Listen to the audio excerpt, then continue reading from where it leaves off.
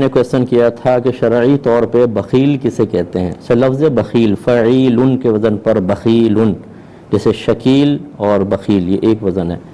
اچھا، بخیل وہ ہوتا ہے کہ جس کے پاس اللہ تبارک و تعالیٰ کی کوئی نعمت موجود ہو اور جہاں اللہ تعالیٰ اس کے رسول کا حکم ہے وہاں خرچ نہ کرے، جہاں اس کو ضرورت ہے کہ خرچ کر کے وہ نفع حاصل کر سکتا ہے تو وہ وہاں پر خرچ نہ کرے، چاہے تکلیف برداشت کرتا رہے لیکن ضرورت کے مقام پر بھی خرچ نہ کرے تو اسے کہتے ہیں بخیل۔ جیسے مال موجود ہے، اللہ تعالیٰ نے حج کا، قربانی کا، فطرے کا اور اسی طریقے سے زکوٰۃ وغیرہ کا حکم دیا لیکن خرچ نہیں کرتا، یہ بخیل کہلائے گا۔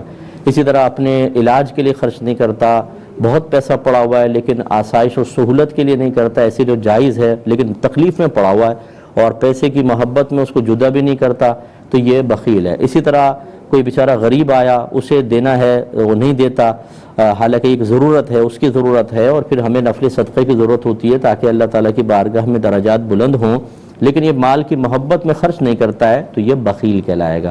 تو اس طرح یہ شرعی بخیل اسے کہتے ہیں۔ اب یہ آپ جو اگلا آپ نے کویسچن کیا کہ کوئی بعض اوقات لوگ ہم سے چیز مانگتے ہیں، ہم نہ دیں تو وہ کہتے ہیں یار تم نمازیں پڑھتے ہو لیکن اس کے باوجود بہت بخیل ہو۔ تو دیکھیں اب مسئلہ وہی ہے کہ یہ اس طرح کے لوگ ایموشنل کر کے چاہتے ہیں کہ ہمیں کچھ حاصل ہو جائے۔ پہلی بات تو یہ کہ اگر وہ مانگنے والا پیشہ ور فقیر ہے تو اس کو ہرگز نہ دیں۔ پھر تو یہاں پر اگر کوئی اس کو بخل کا نام دیتا بھی ہے تو میں کہتا ہوں یہ بخل صحیح ہے، حالانکہ یہ بخل نہیں ہے کیونکہ یہ تو حرام میں پیسہ دینا ہے۔ کیسے دے سکتے ہیں؟ حرام میں پیسہ دینا تو خود ایک گناہ ہے۔ یہاں پر یہ نہیں کہ اپنے آپ کو بخیل کے نام سے یا بخل کی یہ سوچنا کہ ہم بخل کی لعنت سے بچ رہے ہیں تو پیشہ ور کو دے دیں تو الٹا گناہ گار ہوں گے، بلکہ یہاں تو خود شریعت کہتی ہے اس کو نہ دیں۔ ایسے اگر کوئی گناہ میں پیسہ خرچ کرنے کے لیے آپ سے مانگ رہا ہے اسے نہ دیں کیونکہ یہ بھی گناہ میں امداد ہوگی۔ اسی طریقے سے کسی کے مانگنے کی عادت ہے، پیشہ ور فقیر نہیں ہے لیکن خاندان میں محلے میں ہوتے ہیں، پتی دے دینا، دودھ دے دینا، مانگنے کی عادت ہے، حالانکہ آپ کا غالب گمان یہ ہے کہ ان کے پاس اپنا پیسہ ہے اسے خرچ نہیں کر رہے، ایسے شخص کو بھی نہ دیا جائے اور اس کو نہ دینا بخیل نہیں کہلائے، بخل نہیں کہلائے گا۔